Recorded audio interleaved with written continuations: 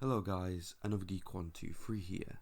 So with the current events of cinema not looking so good with these tragic events, the Sonic movie released and it did better than expected.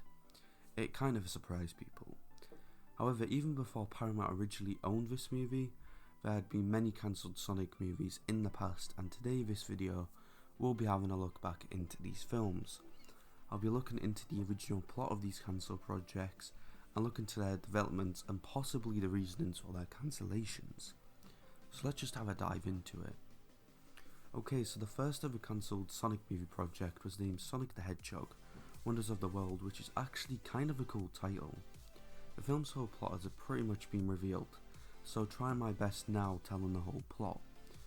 Okay, so we follow Josh Brzezinski, a 12-year-old son of a divorced couple.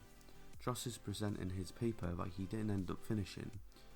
This paper is all about a historic event he was tasked to write about. But after embarrassing himself, his unamused teacher tells him to finish his paper for the next day or his parents will be getting told about his unacceptable work. After school, Josh then goes on to go to his dad's apartment. His dad is named Hal and is an employed computer scientist who is researching for his new grand invention, which is a supercomputer named the XRI, which stands for Extremely Radical Intelligence, that possesses artificial intelligence with the ability to project virtual reality. Well, later on, after both of them have their dinner, Hal leaves to gather his research on a piece of hardware, leaving Josh with the XRI. This then makes Josh encounter with the XRI and asks him to help with his homework, but it doesn't actually respond. But then Josh hooks up his Sega Saturn to play the now cancelled video game Sonic Extreme. When he starts the game, Sonic in the game discovers he has a will of his own and stops responding to Josh's controls. This then makes Josh hack into his dad's computer to bring the character out of the video game. This then makes Sonic become a 3D character capable of interacting with our world. This then makes the two bond, but Sonic slowly starts to lose his powers as time goes on, and it also ends up causing some trouble as well. He destroys Josh's dad's apartment and causes car wrecks throughout the city. While this goes on, Dr. Robotnik and his minions also escape the game and look to take over the real world, and Sonic can't stop him due to losing his powers. When Hal comes back to his wrecked apartment, Josh's mother Lisa also stops by and they both start to argue about how unstable Hal's house is. Josh attempts to explain what happened while they argue, but neither of them believe him and also result to both of them blaming him for the mess, which it kind of is. He then gets put out of Hal's custody and then put into Lisa's home while Sonic tracks him down. Both sneak out and plan to take Robotnik down. They plan to research for the Chaos Emeralds, which somehow have gotten into the real world as rocks. Then they do find one later on, and Sonic uses it with his powers that he just manages to have left to regain his strength back. At the same time, Robotnik sets up a shell corporation named Shady Corporation and uses it to purchase the abandoned ramshackle amusement park in the city. He then names it Robotnik Amusement Park. He also recruits Josh's school bullies, who we would have met at the start of the film, and makes them into bully bots. He then orders them to go around the park to find the rest of the Chaos Emeralds, since that's where he predicts there will be from his computer. Robotnik then runs into Hal, who then quickly agrees to become his main research and development designer for the park. This then makes him use Hal's XRI technology and develops a virtual reality ride to draw kids to the new theme park.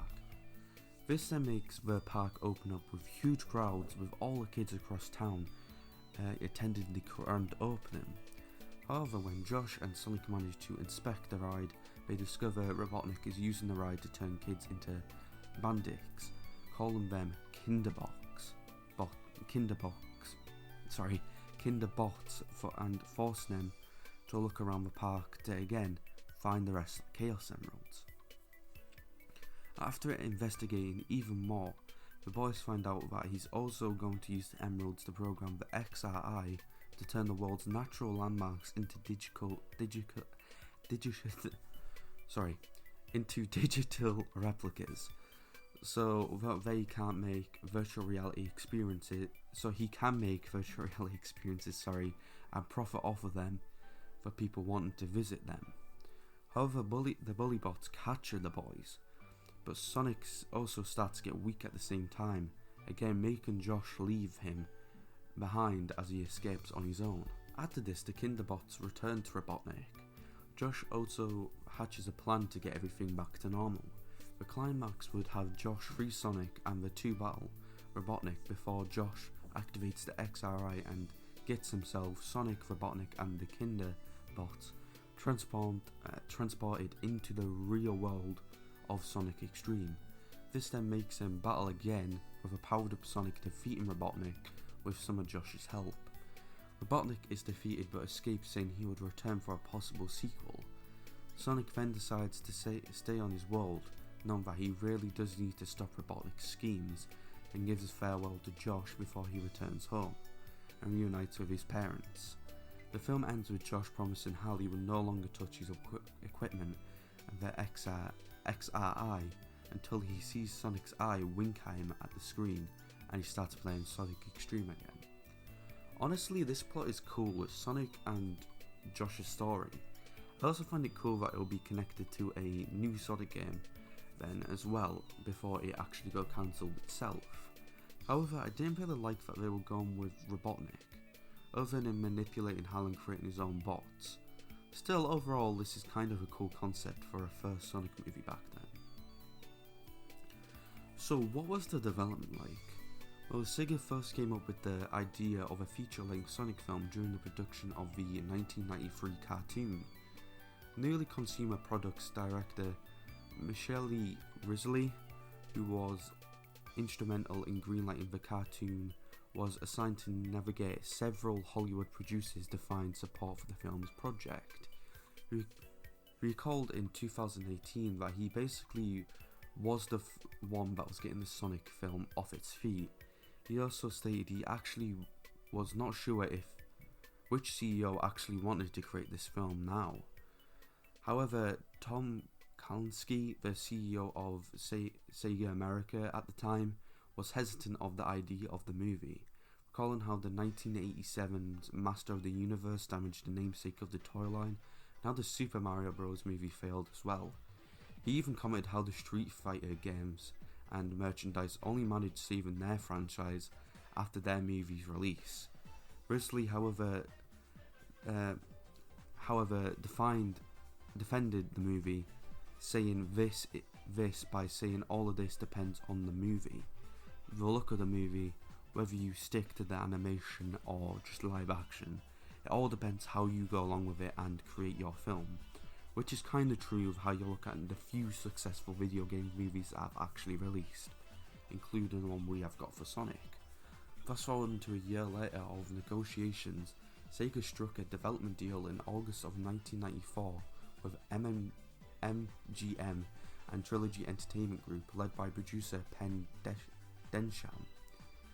After securing the deal, Sega and MGM tapped Richard Jeffries to come and help with the screenplay for the film.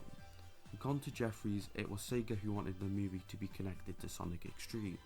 He also said it was Sega's idea later on in the writing stage when he had Josh presenting his homework at the start of the film. He wanted it to reference a lot of things in the past Sonic games. Jeffries then submitted his screenplay to MGM in May 1995 and also received positive reception among Sega and MGM executives.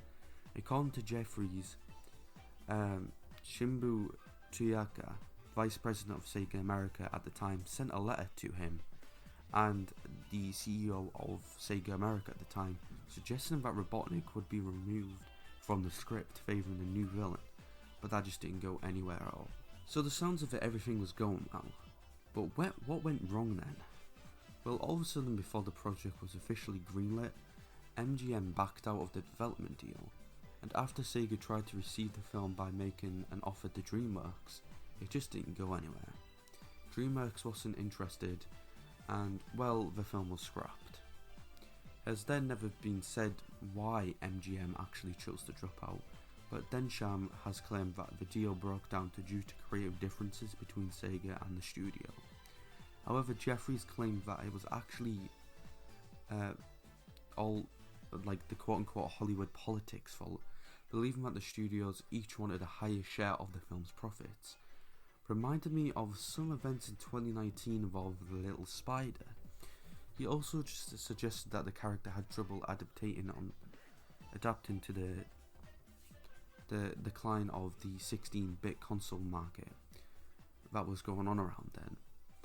Nothing else has really been said about this movie since, other than Jeffries once saying that the film's budget would have been around $150 million, which actually could have been MGM's most expensive movie to date, which could be another reason for them backing.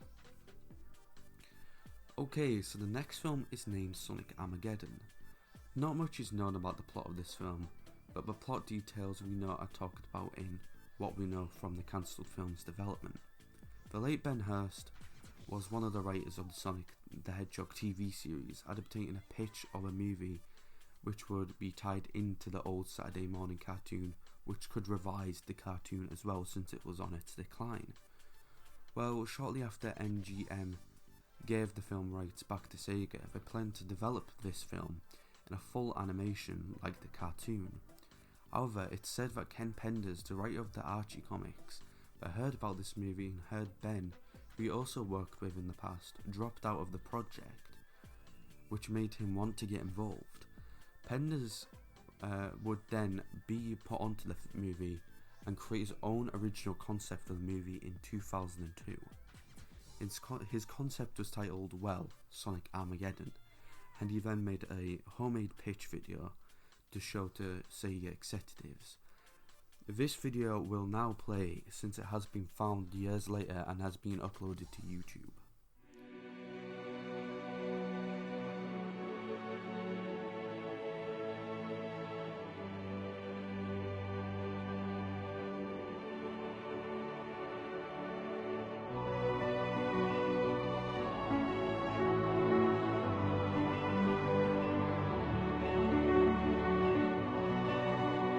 They said it was just a video game, but I knew better. After all, my dad's job was to search for life on other planets.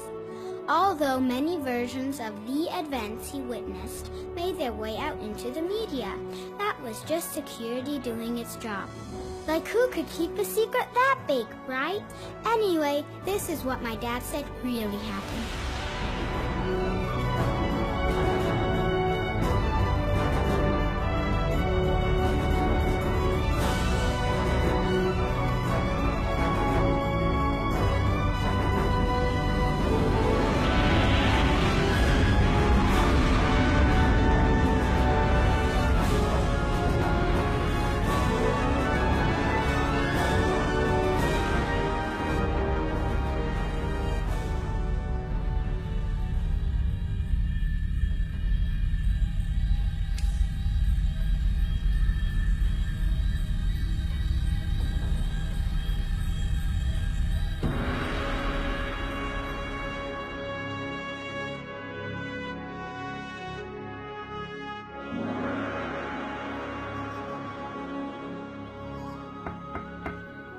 Chuck! Uncle Chuck!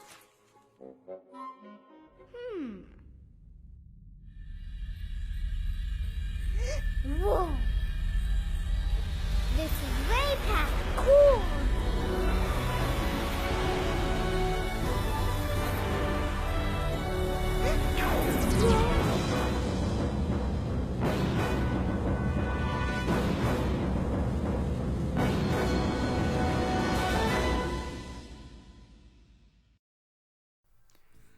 This pitch is kind of baffling, but it seems that the idea for the Sonic character is that he would now go on a new gadget, as we see in the video, and gets attacked. We also meet a young boy that has a father that has met real life creatures that has been covered to be pop culture. It would seem that the father and the kid will help Sonic fighting his new enemy later on in the film. Concept art was also made for the film, as you can tell by this image.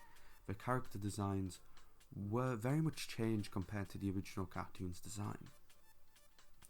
This image shows Sonic playing his own original game and the guitar, while a strange unknown character is there, but they look like a family member. This image shows Snively will now become more of a robot, and it's said that he would be more of a gruesome type character. And this final image shows Mobius, who would sadly be destroyed. Penders also said his choice for the production company was DreamWorks Animation. Pretty much the development was messy, and it just led to Sonic X already being made for the new cartoon of Sonic, and well, just led to the company, including DreamWorks, not being interested, which led to its cancellation. Okay, so the final film is, well, the original version of the Sonic film we already have. On December 3rd, 2013, Sony Pictures registered for 3 different websites, which were Sonic the Hedgehog movie.com, Sonic the Hedgehog movie.net, and Sonic the Hedgehog movie.net. This led to the Sonic Stadium on the 7th of December finding out this information and reported on it. But neither Sony or Sega confirmed whether this movie would be getting made or not. Nothing else would happen until 20th of March 2014, when a film adaptation was first being hinted, with the tracking board releasing a rumour about the film stating that it would receive a quote-unquote Dark Knight treatment, and posted a writer shortlist which showing which writers could be involved with the project. On the 10th of June 2014, the Sonic official website was then updated with a locked section listing TV and movies. Later on the same day, there was a private Sega and Sony press conference, and the Hollywood Reporter reported the confirmation of the film and that Sonic greenlit the project. It was then revealed on the 21st of June 2014 that this film and possible future films would be a separate continuity from Sonic Boom's continuity.